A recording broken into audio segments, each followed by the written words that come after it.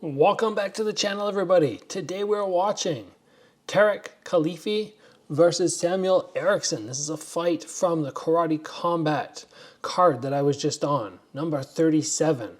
We have two guys here at my weight class, and I have some backstory on this. This guy here called out Samuel Erickson, who you see right now. Samuel Erickson is actually a pretty darn big Instagram star in the martial arts community. He's got shout outs from Joe Rogan, from Conor McGregor, has something like 700,000 followers on Instagram, puts out some fantastic content, and is just a very skilled martial artist. So we're going to be watching these guys today. They actually fought right before I did. I'm going to put my fight link up above because I also have that on my channel where the commentary is done by me. It's always interesting to hear me commentate my own fight, get my thoughts on it. So both of these guys at my weight class, both of these guys relatively new to, I think, the full this style where you're just sitting, banging, trying to knock your opponent out. I could be wrong on that, but I had a feeling from looking at their Instagram and such that they don't have massive experience. And you can see from Tarek there, his kick is a little bit more of a fake come up question mark kick, but not loads of power on it. Something interesting about this fight is both these guys had a lot of back and forward comments, and it kind of was the one fight that had a lot of drama in it. I think most of that was initiated by Tarek. I talked to Samuel at the card and said, man, I love what you're doing. Respect that you are kind of an Instagram, or you are an Instagram star. And he says it gets a lot of grief. Samuel Erickson says he gets a lot of grief from the fight community saying like, you don't fight enough. You're not a real fighter. You just do this part-time. And he said, I'm the first to say that, yes, that's the case. This is not my full-time job. Fighting is just something I do on the side. And I went up to him and I said, respect. Like mad respect for that. If you have another business which you can build outside of fighting and make fighting something you do for fun, for yourself, that's amazing. And that's what I'm pretty much getting at in my career now, where my YouTube channel is my priority. And then I keep fighting, not because I have to for the money, but because I want to. So good action so far. We're seeing Tarek throw more, being a little bit wild. His jaw rises up as he throws his punches. That's a mistake there. Like, oh, right like that. Man, I called that. Nice overhand from Erickson there. This is one of the things that the karate guys are not great at, is having those boxing hands where they keep their chin tucked. Chin has to stay because if you take a shot, it's so much easier off the forehead as opposed to off the jaw.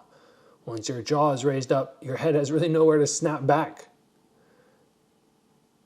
Tarek, a little wild. He, in the press conference, was actually talking about becoming the champion after he beat Erickson. And I remember sitting there, a little smile on my face, going, well, man, you're going to have to get through me. And I'm not even the champion yet. But I was just thinking, if you want to get to that title shot, oh, another knockdown.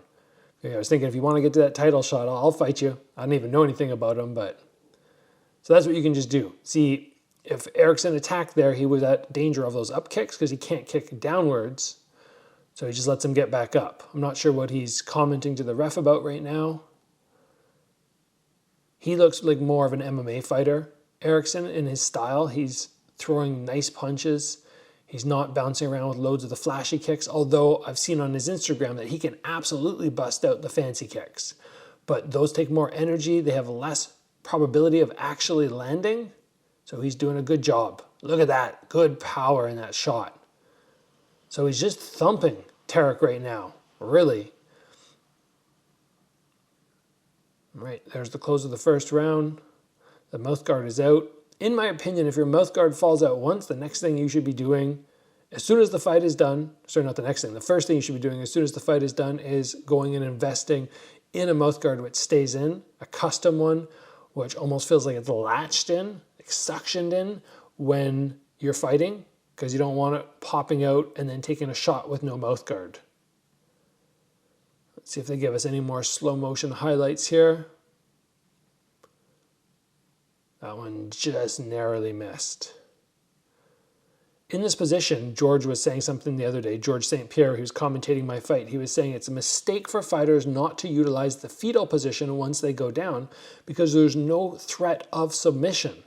So your knees come up to protect your body, your forearms protect your head, you make that fetal position and you keep yourself as safe as possible. Very good advice from George St. Pierre. And obviously he would have good advice because he is just a fantastic fighter. Tarek coming down looking a little unstable there. Legs a little wobbly. And I did hear that in the last fight card, somebody actually hurt their ankle getting into the pit or out of the pit. So there probably will come a point in this promotion where mid-fight somebody's going to hurt themselves getting in and out, going to roll their ankle or something, but it's just such a cool fight venue. And I really, really like it. So maybe they need a little slide or something in the corner. Sit down and slide your way. Tarek definitely has some work to do in his boxing if he wants to get up to the point where he's fighting for titles. Because he's willing to throw down. I can't discredit him there. He's not somebody who's backing up. He doesn't look scared. He just needs to work on his hands a little bit. Erickson doing a good job right now of just biding his time. Good job making Tarek a miss there. Got him in the corner. Can he capitalize now? Once you do all the work to corner somebody, you don't want to just let them get out because they throw a technique or two. And the thing about Samuel Erickson is he is obviously a little bit shorter. I'm going to guess that he's 5'6", 5'7". So he, once he corners somebody, should be exploding in and trying to keep the person there and land short, explosive, powerful punches because it does look like he hits with some good power. Nice low kick there. Let's look a little bit more at Erickson's technique. See if I notice anything. He's playing around now, trying to get Tarek to think about, oh, I think he hurt him there. It wasn't a nice punch, but it must have wrapped around the back of the head. Or Samuel just lost his balance, but it did look like it was right after a punch. So sometimes taking those shots on the back of the head as opposed to on the front, the forehead or on the front of the face, sometimes it's more damaging.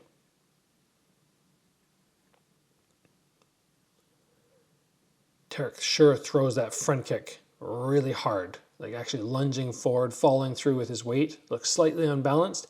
If he lands, it would probably be damaging. But I don't like how his weight is so off balance after. Right now, this is where we should see Samuel try to take advantage. Again, he lets him out. Shouldn't do that. Should fake and explode in at this point. There you go. That was beautiful. When he does that, the speed in which he gets there and the power which he's able to put into the shots is pretty spectacular. Nice takedown. See if he can capitalize, get anything going. See, this is dangerous there. It's hard to really get anything done unless you throw the person and you're right on top of them before they can even respond. If you let them fall away and then you got to get around their legs, it's really just better to tell them to stand back up.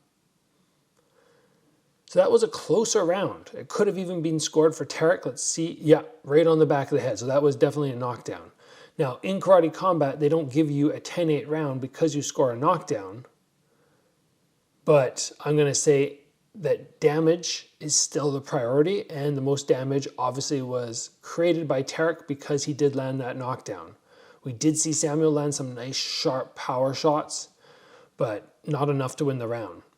And scorecard-wise, it's interesting because now they're even.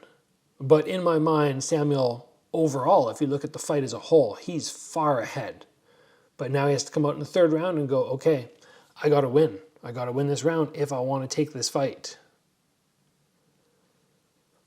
At this point, I'd say the big thing is he just has to look at cornering Tarek and making sure that once he does that, he capitalizes. Just not giving him that ability to get out so easy. I'd also like to see him just pick his volume up a little bit, even if it's fakes. Even if it was just a fake from the outside, not necessarily hitting anybody, but just giving them that thought process. Because there's a lot of downtime in this fight because he doesn't seem to throw as much as he probably should. Like right now, just jabs in the air, jabs in the air. Because every time he goes to attack, he moves really hard. You know that it's a full-blown shot that he's going to try and knock you out, as opposed to light, hard, and you're mixing it up.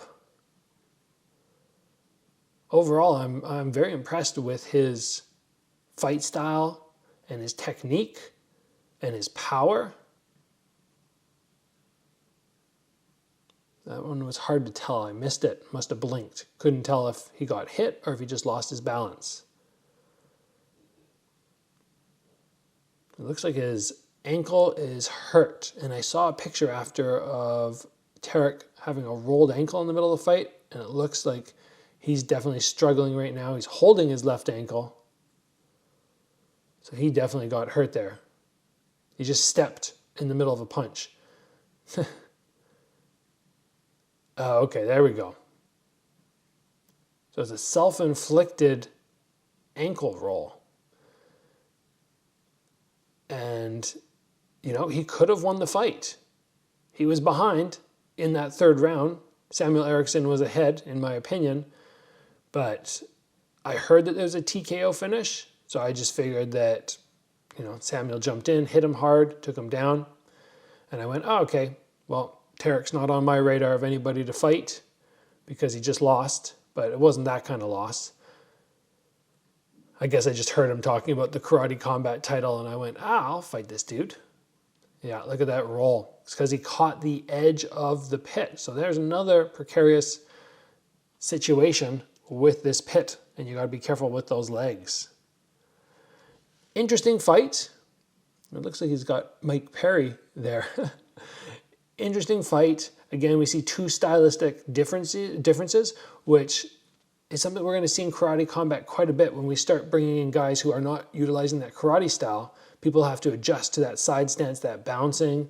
It's interesting and something that's a bit of a struggle for all those MMA fighters, kickboxers, Muay Thai fighters who have some karate background but might end up within Karate Combat.